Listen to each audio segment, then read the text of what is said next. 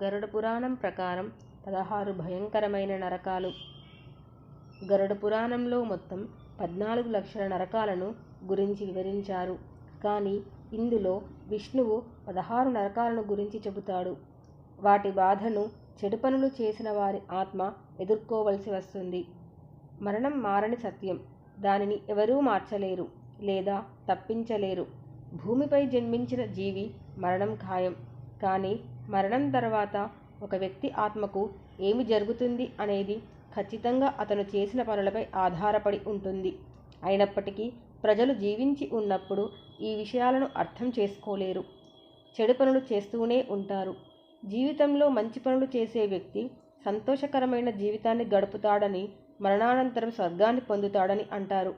మరోవైపు చెడు పనులు చేసేవారు మరణానంతరం యమరాజు యమదూతలచే హింసించబడతారు.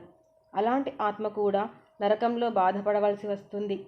హిందూ మతంలోని 18 మహాపురాణాలలో గరుడ పురాణం ఒకటి. ఇందులో ముఖ్యంగా జననం, మరణం, స్వర్గం, నరకం, యమలోకం మొదలైన వాటి గురించి విపులంగా వివరించడం జరిగింది. తన ప్రియమైన వాహన పక్షిరాజు గరుడతో మరణం, మరణానంతరం సంఘటనల గురించి మాట్లాడాడు. ఇది గరుడ పురాణంలో వివరించబడింది.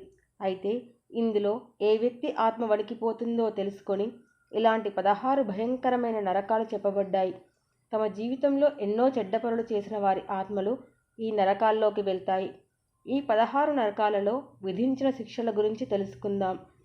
గరుడ పురాణం ప్రకారం 16 నరకాలు. తామిశ్రమ నరకం. తామిశ్రమ నరకంలో ఇతరుల ఆస్తిని ఆక్రమించిన వారి ఆత్మను బంధించి అతను అపస్మారక స్థితికి వచ్చే వరకు కొడతారు. అంధమిశ్ర నరకం. ఒకరినొకరు కేవలం ఉపయోగానికి, ఆనందానికి వస్తువుగా భావించి స్వార్థంతో జీవించే పురుషులు లేదా స్త్రీల లాంటి వ్యక్తులు దీనిని పొందుతారు. వైతరణి నరకం. గరుడ పురాణం ప్రకారం మరణం తర్వాత ఆత్మ గమ్యాన్ని చేరుకోవడానికి ఈ నదిని దాటాలి. కానీ ఇది సాధారణ నది కాదు. ఇందులో విసర్జన, చనిపోయిన కీటకాలు, పాములు, మాంసం, అగ్నిజ్వాలలు ఉంటాయి. ఈ నది రంగు ఎరుపు. జీవితంలో చాలా పాపాలు చేసిన వారి ఆత్మలు ఈ నది గుండా వెళ్ళాలి. తప్తమూర్తి నరకం. రత్నాలు, లోహాలు దొంగలించే వారిని తప్తమూర్తి నరకంలోకి అగ్నిలో ఉంచుతారు. ప్రమోదక నరకం. శాస్త్రాల వర్ణన ప్రకారం ఈ నరకం బావిలాంటిది. ఇందులో రక్తం, మానవ విసర్జన మరియు అనేక అసహ్యకరమైన విషయాలు ఉన్నాయి. పెళ్లి కాకుండా శారీరక సంబంధాలు పెట్టుకొని ద్రోహం చేసేవాళ్ళు దీన్ని అనుభవించాలి. కుంభీపాకం నరకం. తన స్వార్థం కోసం జంతువులను చంపేవారు మరణం తర్వాత అతని ఆత్మ ఈ నరకానికి వస్తుంది. అక్కడ మరుగుతున్న వేడి నూనెలో వేసి ఆత్మను హింసిస్తారు. విల్పక నరకం. మద్యం సేవించే బ్రాహ్మణులను ఈ నరకంలోని అగ్నిలో ఉంచుతారు. అవిసి నరకం. అబద్ధాలు చెప్పేవారిని ఈ నరకానికి పంపుతారు. ఇందులో ఆత్మ చాలా ఎత్తు నుండి క్రిందకు విసిరివేయబడుతుంది. లాలాభక్షం నరకం. ఇతరులతో బలవంతంగా శారీరక సంబంధాలు లేదా అత్యాచారాలు చేసేవారిని ఈ నరకానికి పంపుతారు.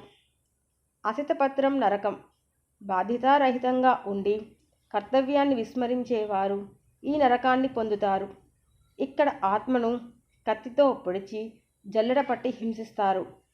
కాలసూత్రం నరకం. పెద్దలను గౌరవించని వారిని ఈ నరకంలో హింసించే సమయం వరకు వేడి ప్రదేశంలో ఉంచుతారు. సుకర్ముఖం నరకం. ఈ నరకంలో మరణానంతరం వారి ఆజ్ఞ ప్రకారం ఇతరులను నాట్యం చేసేలా చేసేవారి ఆత్మలు పంపబడతాయి. మహావీచి నరకం. ఈ నరకం రక్తంతో పదునైన ముళ్ళతో నిండి ఉంది. ఆవులను చంపేవారికి ఈ నరకంలో ఇబ్బంది కలుగుతుంది. శాల్మలి నరకం. అపరిచిత వ్యక్తితో అనైతిక సంబంధం పెట్టుకున్న మహిళ ఈ నరకంలో మండుతున్న ముళ్ళను కౌగిలించుకోవలసి వస్తుంది. వజ్రకుతార నరకం. చెట్లను నరికిన వారిని మరణానంతరం ఈ నరకంలో పిడుగుపాటుతో కొడతారు. దుర్ధర నరకం. ఈ నరకం తేళ్లతో నిండి ఉంటుంది. వడ్డీ వ్యాపారాలు వగైరా చేసి నిస్సహాయుల నుంచి వడ్డీ వసూలు చేసేవారిని ఈ నరకానికి తీసుకెళ్తారు. ఇది ఈరోజు మనం తెలుసుకున్న గరుడ పురాణం ప్రకారం 16 భయంకరమైన నరకాలు. మరొక ఆసక్తికరమైన విషయంతో మళ్ళీ కలుద్దాం. అంతవరకు సెలవు. నమస్తే.